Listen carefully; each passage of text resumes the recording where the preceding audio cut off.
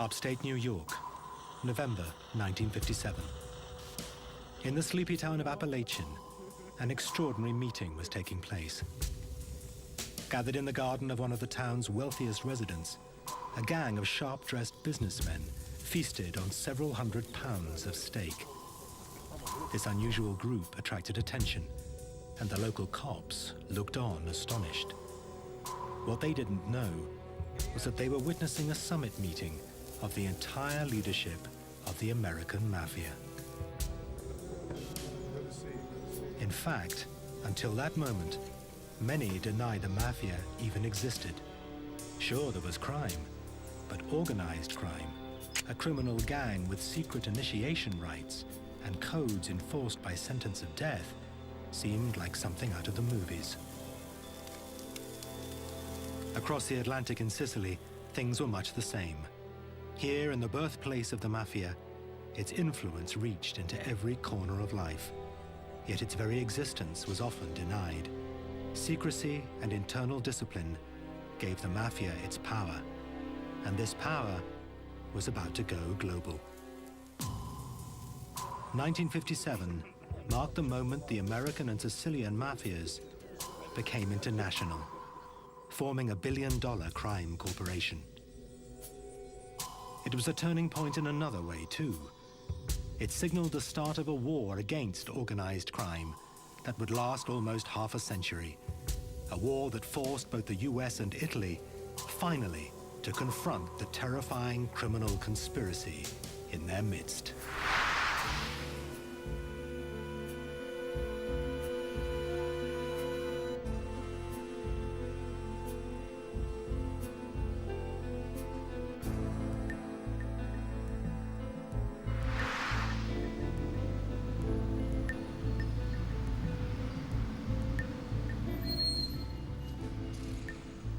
The United States in the mid-1950s.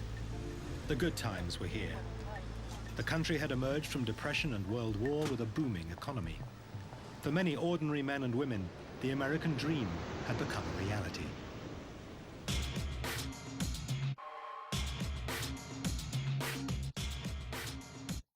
But something else was booming too: the Mafia. For those growing up in a family associated with the mob, it was as if the outside world barely existed, apart from being a source of easy money. The Mafia is organized in groups called families. The head of the family is known as the boss, or the godfather. And the longest-serving New York boss of all time was Joe Bonanno, known as Joe Bananas. He ran the Bonanno family from the early 1930s until the mid-1960s. Bonanno's power was founded on the influence he wielded over his community in New York. His son, Bill, saw firsthand how his father operated, and himself became a leading gangster with the Bonanno family. My father would, on Tuesdays and Thursdays, would go into this hall and sit in an office in the back. And various people from the neighborhood would come in and ask favors. Somebody had a sick child, and she couldn't pay the doctor.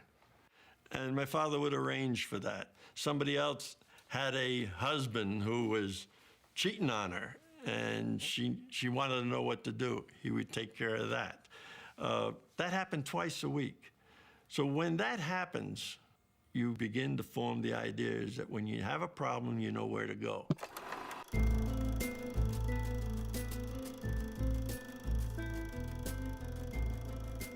This is home movie footage, shot in Brooklyn in 1957. It looks like any ordinary American family, enjoying the new prosperity. But looks can be deceiving. Dominic Montilio was born into a mob family in New York.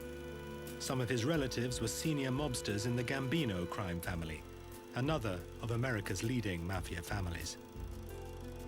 Montilio was aware from an early age how his relatives were unlike others in the neighborhood. I grew up in a very traditional mob family, and it was a very different kind of life than my other friends had. You know, I noticed that from the beginning, because there was times when Well, the FBI would break down the door because, I mean, we lived in the same house with my uncle, and he was very connected. Montilio's uncle was an up-and-coming gangster called Nino Gaggi. One day when he was 11, Dominic ran home, bursting to tell his uncle Nino that he had been elected class president at school. I came home all excited because I had the button, you know, it said president on it. And he said, oh, great. He says, what does the class president do? So I said, you know, teacher goes out of the room and you watch the class. If anybody does anything wrong, you write their name on the board. And he looked at me and he says, you're telling me you're a rat, you're a stool pigeon. So I said, you know, I mean, 10 years old, 11 years old, what are you going to say? And he said, well, tomorrow you got to go back and give that button back to the teacher and tell her you can't be the class president. Il Bonanno and Dominic Montilio both grew up in a world closed to the outside. The American Mafia called itself Cosa Nostra, our thing. But this was a world imported to America from several thousand miles away.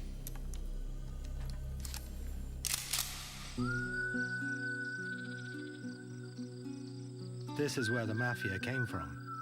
Sicily, the largest island in the Mediterranean, with a population of 5 million, less than 2 miles from the Italian mainland. Like Montilio, Leoluca Orlando was born in 1947, in Palermo, Sicily's biggest city. Unlike Montilio, he would grow up to fight the Mafia, not join it. Sicily is a land of contradictions. Palermo is the capital of Sicily, is the capital of the Mafia too. Is the capital of the history, is the capital of the shame of this land. In the Sicilian dialect, mafioso once meant bold or beautiful. From the 1860s, it became the name associated with the island's criminal element, who were often organized into families of men related by blood or marriage. But their existence was steeped in secrecy.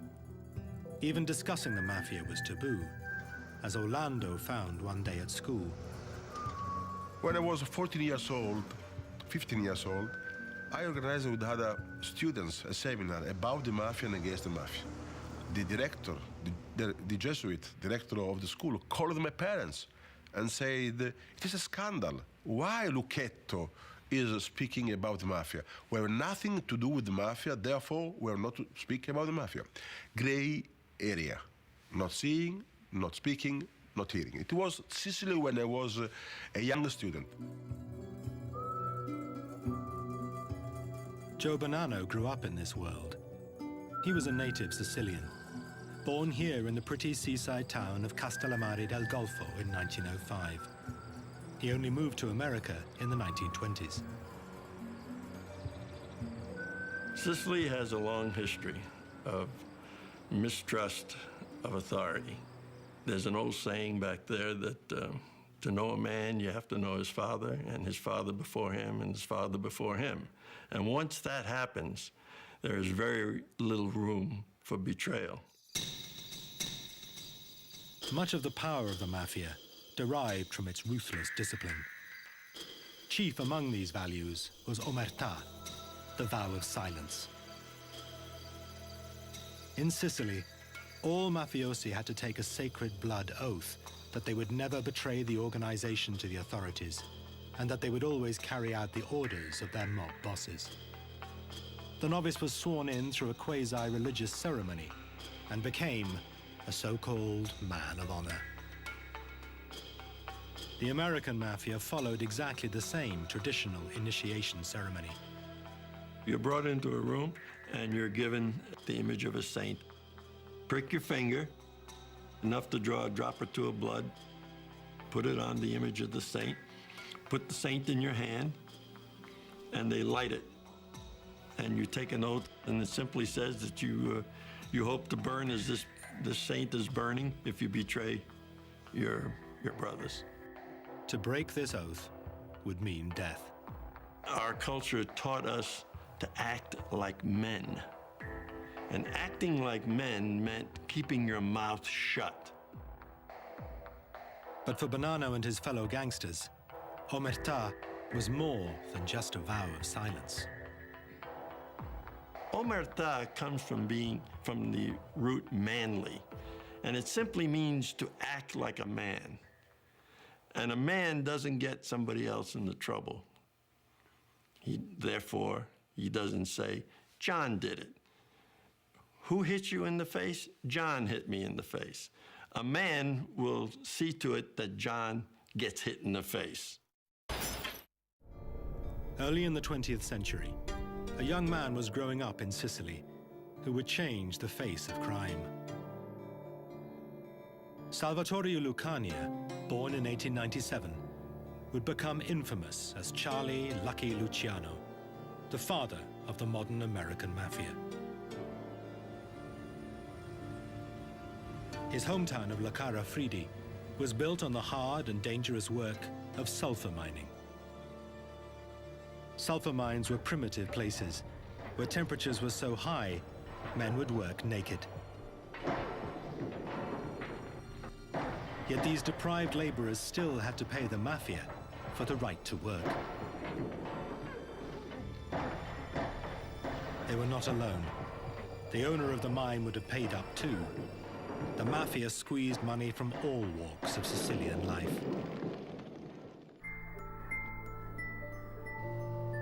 When he was 10, Luciano was one of hundreds of thousands of Sicilians who left the poverty of the islands behind and set sail for a new life in America. He soon drifted into crime. As a teenager, Luciano joined the notorious 5 Points gang, which also boasted Al Capone as a member. It was the age of prohibition. For 13 years, it was illegal to make or sell alcohol in the United States. Luciano and other bootleggers made millions supplying Americans with as much booze as they wanted. Salvatore Lucania started calling himself Charles Luciano. He gained the nickname Lucky and the scars on his neck when he miraculously survived a knife attack and beating. He presided over his criminal kingdom from a suite in New York's luxurious Waldorf Hotel. Here, he called himself Mr. Charles Ross.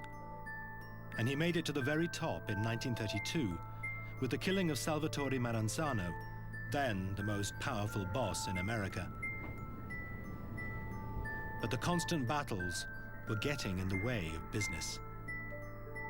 If there were 3 Italian mobsters in the Italian neighborhood, it was an almost certain guarantee that at least 2 of them were going to try to kill the third. And the third was plotting against the other 2. So bodies would wind up in the streets. To what purpose? Luciano wanted the Mafia families to bury their differences, not each other. We can't make money with guns in our hand, was his expression, the expression that I heard over and over again. We can't make money with guns in our hand.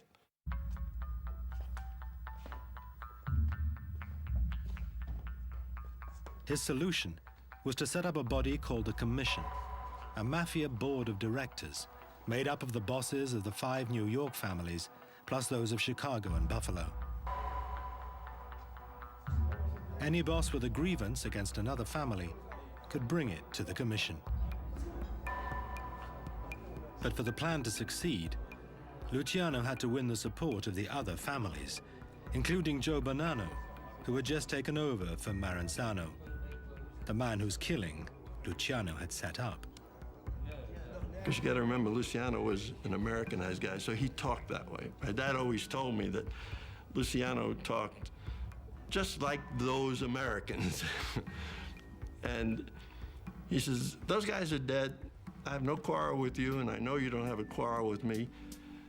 Therefore, past is the past, let's go on. Joe Bonanno backed Luciano's plan and joined him on the first commission alongside Al Capone.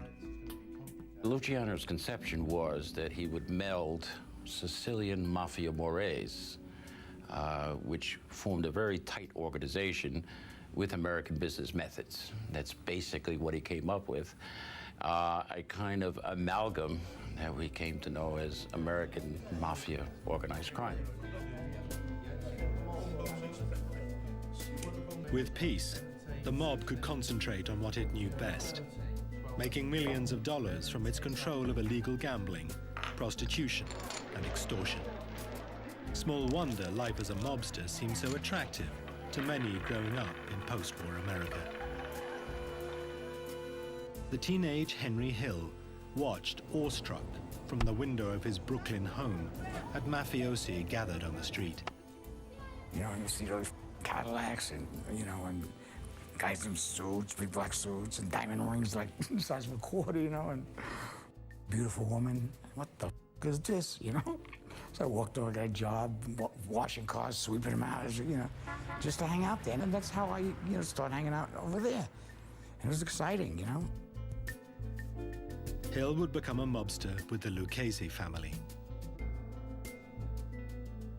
Another future gangster, Frank Culotta, was also in awe of the mobsters he saw as he was growing up in Chicago. Well, actually, I grew up into that world. The neighborhood I came from, they were all outfit guys, crooks, murderers. And I sort of looked up to them and idolized them. I used to shine their shoes. They'd give me, instead of a nickel, they'd give me $1. So, I seen a lot of money then as a kid, and they impressed me. So in my mind, I always wanted to be something like that. The ruthless discipline the Commission brought to the world of crime meant the power of the mob grew unchecked. In New York, places like the waterfront became synonymous with mafia control. It used its control of the unions and fishing companies to make millions a year. It did the same across the city in industries such as construction, in which the Bonanno family was involved.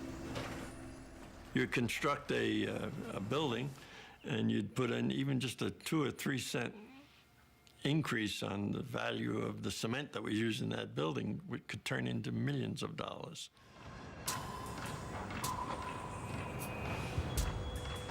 Every yard of concrete that got poured in the city, the Gambino family, the Genovese family, everybody got a piece of that yard of concrete, just through the unions.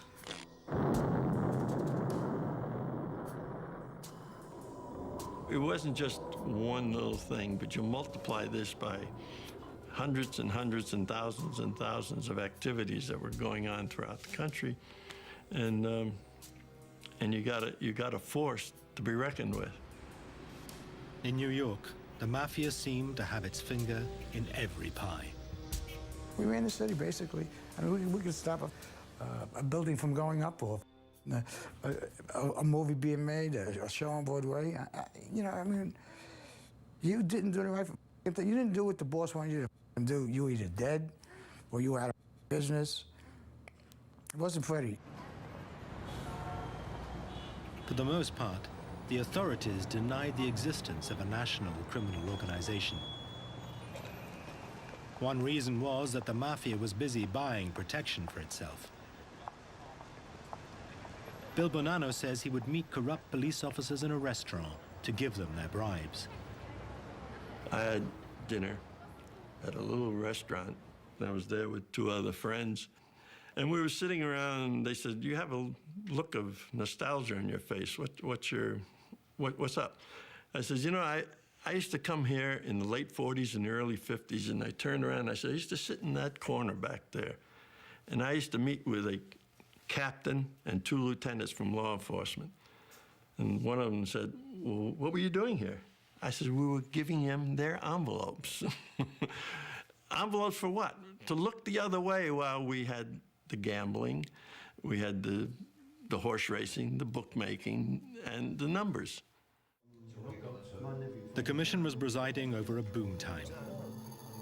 As he rose through the ranks of the mob, Bill Bonanno attended several meetings of the commission with his father, mafia boss Joe Bonanno. The commission boasted it was so powerful that it could even influence government. I can remember a time, and I participated in some of those meetings, and the decisions that had to be made were, you're going to be the next federal judge. You're going to be the next governor. You're going to be the next senator. You're going to be the next House of Representatives candidate. The men got up after those decisions, and lo and behold, it happened. The Mafia had a power that was unacknowledged and unchallenged, until the temptation to make even more money proved impossible to resist, and finally forced the US government to act.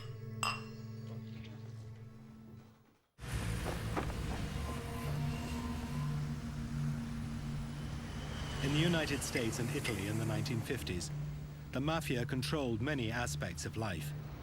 Yet the governments in both countries barely acknowledged the existence of organized crime. Law enforcement had a different enemy. The Cold War was at its height. The main target of the FBI were American communists, not Italian-American gangsters. The communist bloc has woven a vast network of espionage throughout the free world. The communist line is uniform and deadly.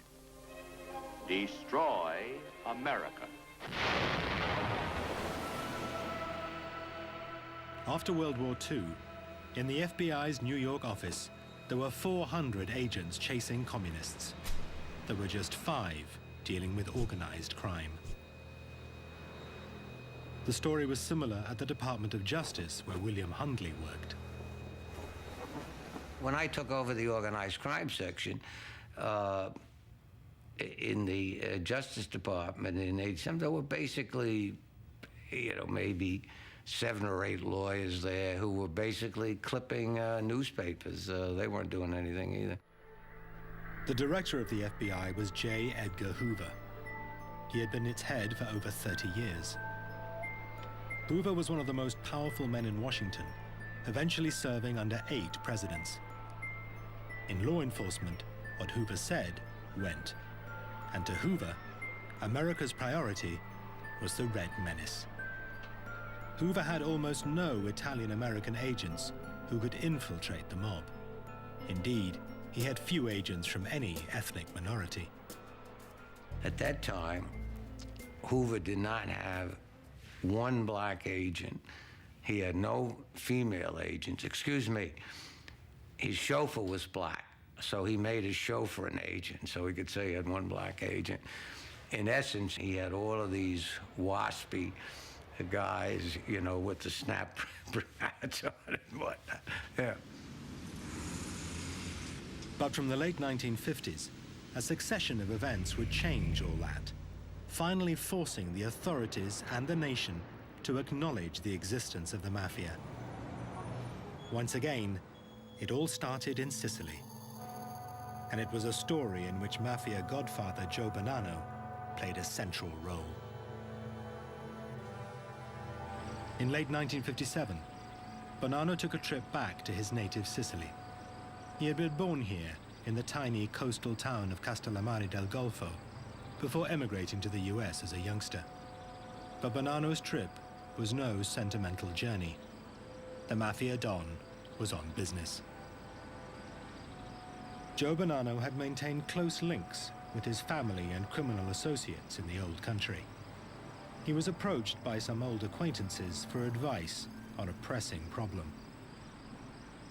My dad told me that one of the leaders of the Palermo Mafia came to him and said that there's a few people that they would like to talk to him about certain problems that they're having here in Sicily.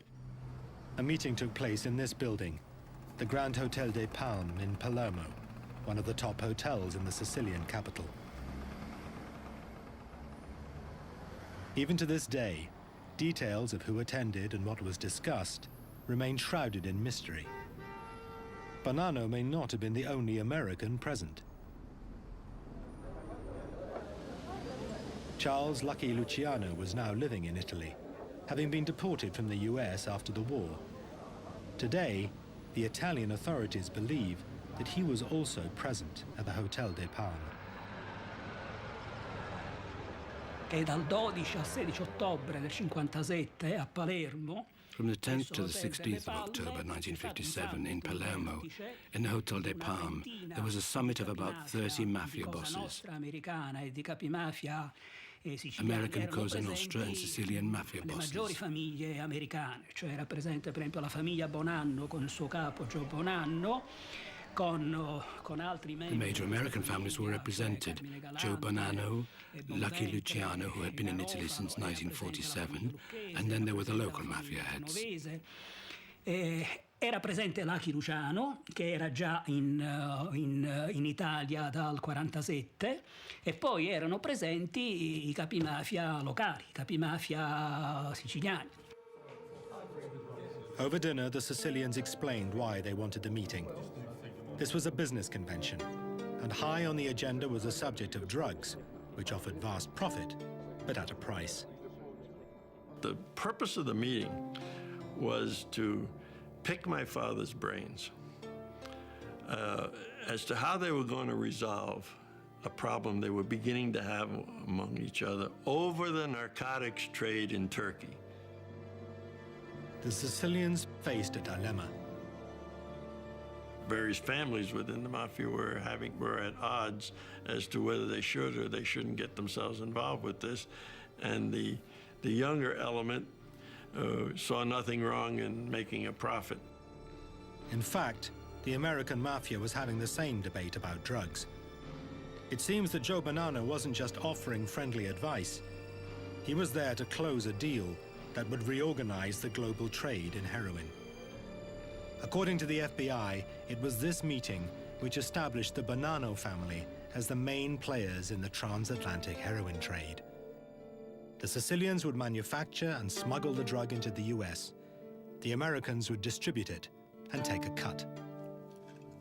This was the first time the mafias on both sides of the Atlantic had come together on such a scale. An early example of globalization, but run by organized crime. Di Sicilian Connection non si parla in epoca più tardi.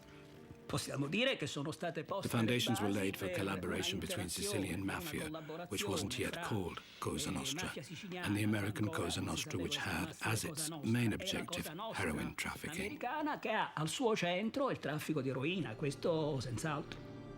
Bill Bonanno says the organization of the mafia itself was also on the agenda, and that his father advised the Sicilians to copy Luciano's recipe for resolving disputes. It was at that meeting that he suggested that one of the ways that they might resolve their problem and have a little better handle on the situation is to do what the Americans had done, and that was to form a commission. The Sicilians did set up a commission, but it would only meet a few times and never gained the authority of the American original. In America, the subject of drugs continued to dominate mafia discussions. The new organization that Luciano created solved just about every problem you could think of, except one: narcotics.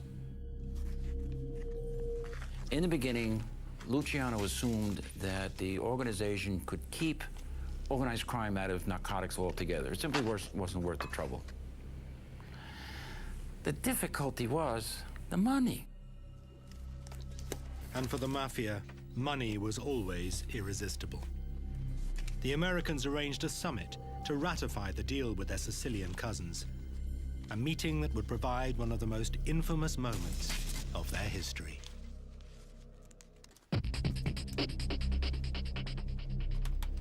The deal between the Sicilian and American mafia in late 1957 was a turning point for both organizations. The money offered by the drug business was the key. Everyone knew that drug dealing was a far bigger dollar earner than other activities like illegal gambling and extortion. But it also brought with it long prison sentences, and mob bosses feared that their men would break the code of silence if they faced decades in prison. There was friction among the various families. Some of the younger people, especially those in New York and in Boston and in Chicago, thought that this was the great new thing coming. Speaking strictly about money. The mafia in Chicago, known as the Outfit, claimed the hardest anti-drugs line. Frank Carlotta was a rising young gangster there.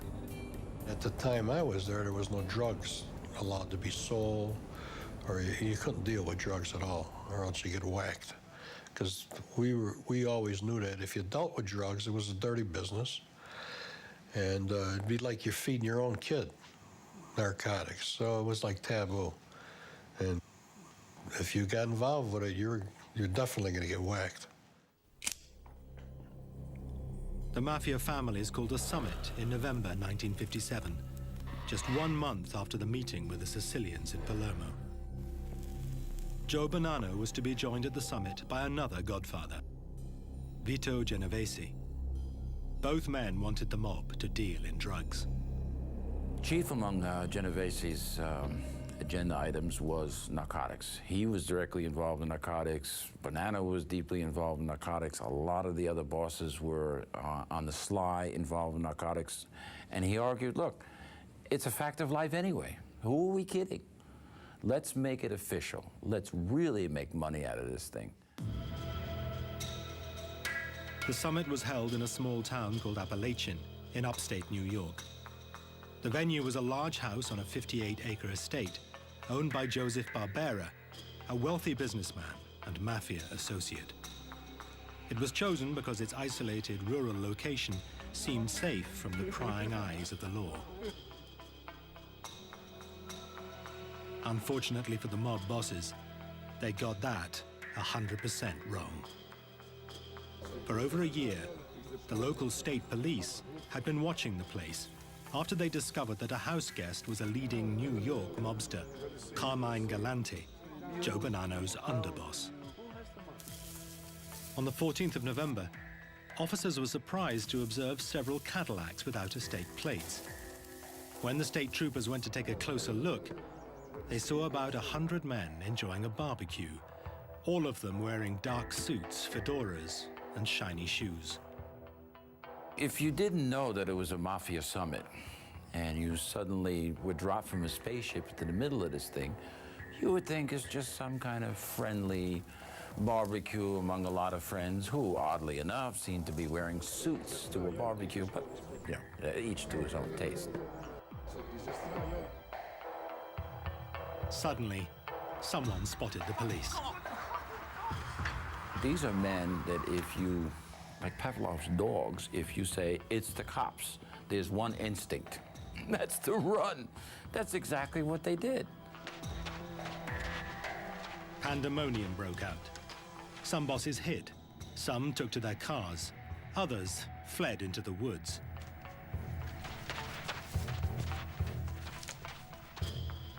It was a farce. It was probably the Mafia's lowest moment.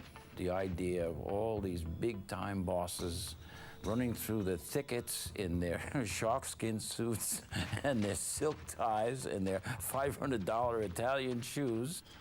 It was unbelievable. Joe Bonanno escaped the chaos, but only because he was late. They were coming there. When they got to the bottom of the hill, you could see all the way up the hill, and they could see these police cars and the barricades in front of the street, so they just kept on driving and went back to New York City. Around 60 mobsters were detained, identified, and questioned. But there was little the authorities could do. Attending a barbecue was not a crime, and they were not even carrying guns. While the mobsters went free, they were convicted by the media. The next day, the Gangland Conference was headline news across America. Appalachian had finally provided proof of the existence and scale of the Mafia. J. Edgar Hoover, who was head of the FBI, said there is no such thing as the Mafia. There is no such thing as the National Crime Organization. There is no such thing as a leadership group within this organization. Well, even he had to admit after this meeting that maybe there was something. The extent of organized crime in the United States is a national disgrace. The very fact that we have a crime problem reflects an evil of even greater import. It generated a lot of pressure to get something done. In my own situation, I mean, that's why I was appointed head of the organized crime section. Now law enforcement would have to play catch-up to come to terms with organized crime. One of my biggest complaints was that, we wanted to pool information on these people. We wanted the investigative agencies to share it. We wanted to collect it on the Mafia leaders and whatnot to make our efforts to prosecute them much more feasible. Couldn't get it done. They just wouldn't do it. First of all, they didn't have anything, and second of all, they wouldn't share what they didn't have, The spotlight was now on the Mafia. Before long, they would attract the attention of the president and the American public alike.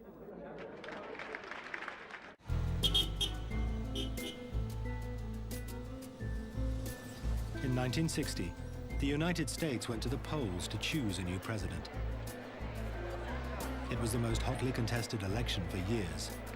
John Kennedy and his rival Richard Nixon were neck and neck in the polls. The contest was too close to call. Both candidates made every effort to get the voters out. We are aiming our whole campaign toward the unregistered voter, to try to get those citizens who are not registered to vote, who are not even eligible to vote in this election, to get them on the books so that they can vote in November. This is a crucial area as far as Senator Kennedy is concerned. The American Mafia had influenced local politics for decades. Now seasoned gangsters suddenly got community spirit on a national stage. Chicago gangster Frank Alotta says he was told by his boss to get involved in the election.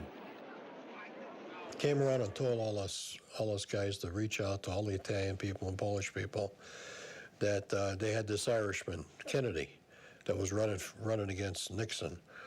And we needed to get him in office. We needed all the votes we could get to get this guy in office.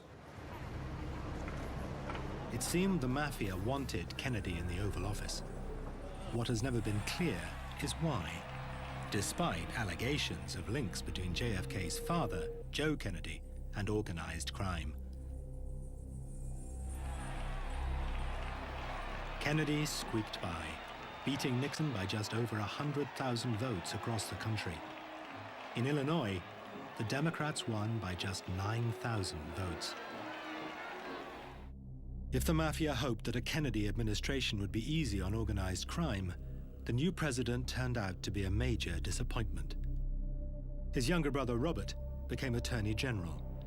He had already proved to be a ferocious opponent of organized crime, from his time as counsel to the Senate Labor Rackets Committee. His appointment had an immediate impact on the FBI and its director, J. Edgar Hoover. That's when Hoover started having his agents put in the bugs, the listening devices and whatnot, because he knew that Kennedy was going to press him very hard on organized crime. The FBI bugged two main centers of mob activity in the US, Chicago and Las Vegas, where the lucrative gambling rackets were run by the Chicago mob, known as the Outfit. It was illegal to listen to private conversations, even those of suspected gangsters, but it went a long way to convincing many in the agency that the mob posed a very real threat. These devices, of course, were illegal because they involved breaking and entering and whatnot. But the information that the FBI picked up on those devices, they might not have convinced Hoover, but they certainly convinced the FBI as an institution that there was a mafia. Attorney General Robert Kennedy paints a grim picture of the rise of lawlessness under the Cosa Nostra, or Mafia. This was not what the mob had expected. Some mafiosi claimed that a deal had been made and broken. I was amazed that Robert Kennedy went after organized crime so hard, because it went against everything that Robert Kennedy's father had agreed to for the help and support of getting Jack elected to the presidency. The American government was taking a more aggressive line. but they had failed to penetrate the mob. Part of the Mafia's power was based on its code of silence, known as omertà. Then the FBI got a break. It was a story that had its roots in the Mafia's continuing indecision as to whether to get involved in the heroin trade. Joe Valachi was a mobster with the Genovese crime family, a 30-year veteran of organized crime. Valachi had a sixth grade education. I think he committed his first crime when he was about 6 or 7 years old. Broke into a grocery store, in and out of jail. But he had, he had street smarts. Joe Valachi was a low-scale, knuckle-dragging hood who was never going to be any more than a soldier. He was never going to make the really big money. In 1962, he was in Atlanta jail serving a prison sentence for drug dealing. He feared that his bosses were going to kill him there, for officially, the mob was still opposed to drugs. Valachi acted first, murdering an inmate he believed had been ordered to kill him. It was the wrong man. Whether through fear or remorse, Valachi broke and decided to turn government witness. Now, the original idea was that he would become an informant for the Federal Bureau of Narcotics and tell them about other dope dealers. That's all the Bureau wanted to know. Other dope dealers, that's their job. But Robert Kennedy had a brighter idea. He said, wait a minute, let's talk to him about the Mafia. It was the first crack in the Mafia's code of silence. William Hundley was one of the first to hear his revelations. As soon as we got the story, I mean, we moved him up to Fort Dix, flew him up there in a helicopter. The brig up there was empty, and we put him in the brig. We started interviewing him.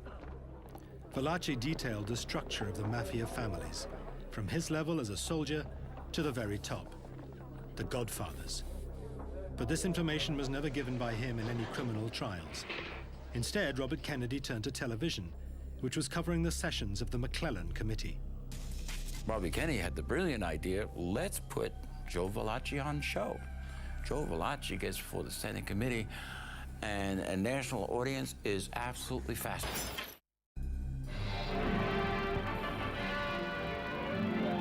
The nation's underworld gets the unwelcome spotlight of publicity as the Senate's Investigation Subcommittee begins new hearings on crime. Arkansas Senator McClellan is at the helm. William Hundley was present as Valachi's electrifying testimony was broadcast across the nation. He really didn't want to cooperate. There's no doubt about that. Quite frankly, though, when he got in front of those Klieg-lights up before the McClellan Committee, he, the adrenaline started to flow, and I think he, in a sort of a perverse way, that he kind of enjoyed it. Why did you decide to kill him at that time, at that spot?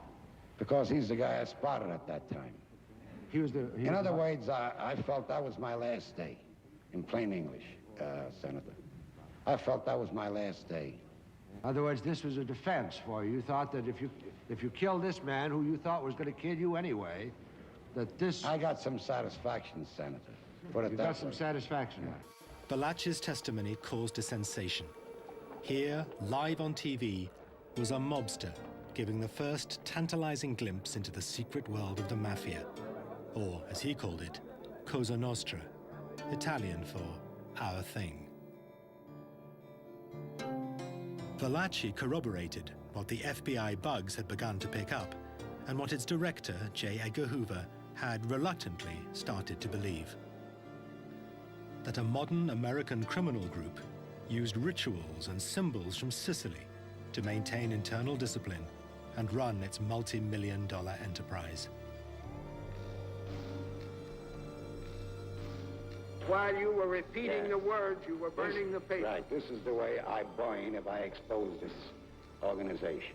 There's always a lot of skepticism about that, because nobody had ever come forward and said, how you get made and whatnot. And apparently, it was exactly the way he said it was. They decide who's going to get made. You get together, you burn this holy picture and whatnot, and then bingo, you're a made member of the Mafia. He went on to explain that you lived by the gun and by the knife, and you died by the gun and by the knife. Who was chosen? Who became your godfather? Joe Bonanno. Joe Bonanno? It happened to be now, my where godfather. is he? Is he on this chart we have here? Is he at the head of one of the families now? Yeah, he still is. He still is? Yes. Still alive? Right. For the American Mafia and the Bonanno family in particular, Valachi's TV appearances were devastating. Valachi's testimony was certainly a blow to the people in our world. There's no question about that. Senator, can I say something, Senator? Yeah. As to what I'm telling you now, I need to go no further to say nothing else. This is what I'm telling you, what I'm exposing to you and the press and everybody. This is my doom. Joe Valachi died in prison of cancer in 1971. He had helped shatter the view that there was no national criminal organization in the United States. Cosa Nostra could no longer act in secret at a time when they were moving more and more onto the international stage with their Sicilian cousins. For both mafias, once broken, omertà, the vow of silence, could never be as strong again.